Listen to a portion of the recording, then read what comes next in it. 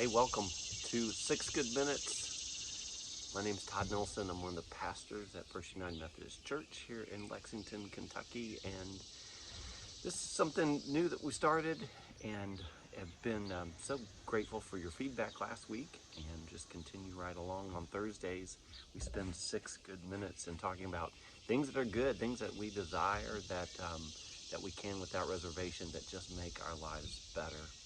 Today, we're going to be talking about meekness. Now, don't turn me off just yet. Hang in there with me. Meekness. Matthew 5:5 says, "Blessed are the meek, for they shall inherit the earth." Christian meekness, John Wesley says, keeps clear of every extreme, whether in excess or defect. It does not destroy, but balances affections, which the God of nature never designed should be rooted out by grace, but only brought and kept under due regulations. Wesley goes on to say, meekness poises the mind aright. It holds an even scale with regard to anger and sorrow and fear, preserving the mean in every circumstance of life and not declining either the right hand or the left. Being meek is no longer a trait or a perspective that garners much attraction. Matter of fact, if it ever garnered much attraction. But Jesus said the meek will inherit the earth. And that's funny to consider, because the meek nowadays are being uprooted at every turn. Rather than inheriting the earth, it feels like the meek are inheriting being run over and even marginalized. In fact, meekness can appear to be a lost cause, a character flaw, or even a lack of courage. And let's face it, we prefer large personalities and decisive action. We run to major events to hear charismatic speakers. We hire leaders who are quick to act and confident in their decisions. Where is the place, as Wesley states, for the even-scaled person who steers clear of extremes? What can we benefit personally and as a society from such a person? The best definition I've found of meekness is this: having power but refusing to use it. So let's not confuse meek with weak. I know they rhyme, but they are actually at two ends of a very large chasm of a continuum.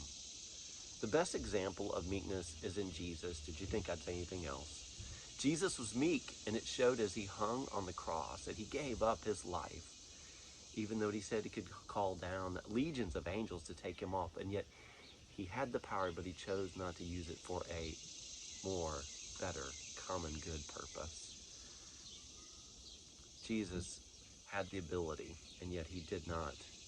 It required his full submission to continue to die for our sins. Meekness must be practiced with witness to be effective.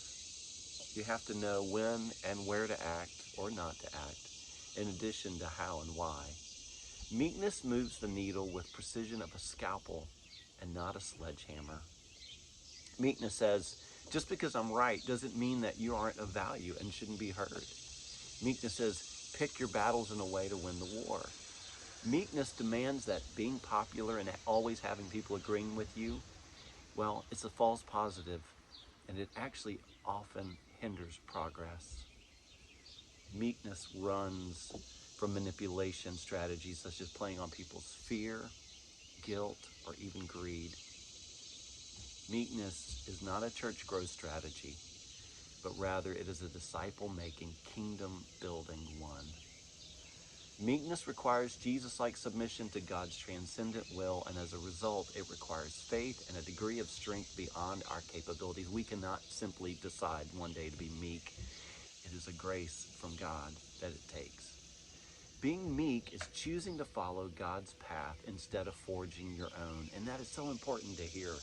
It's choosing to follow God's path and having a trust in it, and perhaps that's why it's so difficult. We like control, don't we? We want control. We need control. And yet meekness calls us to live not under our own power, but God's. Jesus said, "Blessed are the meek, for they shall inherit the earth." Our choice is about what we will be inheriting. Too often we choose our own legacy to inherit, brought about by the control that we want over our own life. instead of inheriting God's kingdom on this earth, designed, determined, and brought to fruition by God's power. I can't speak for you, but the fruit from my power is not what I want published in the newspaper.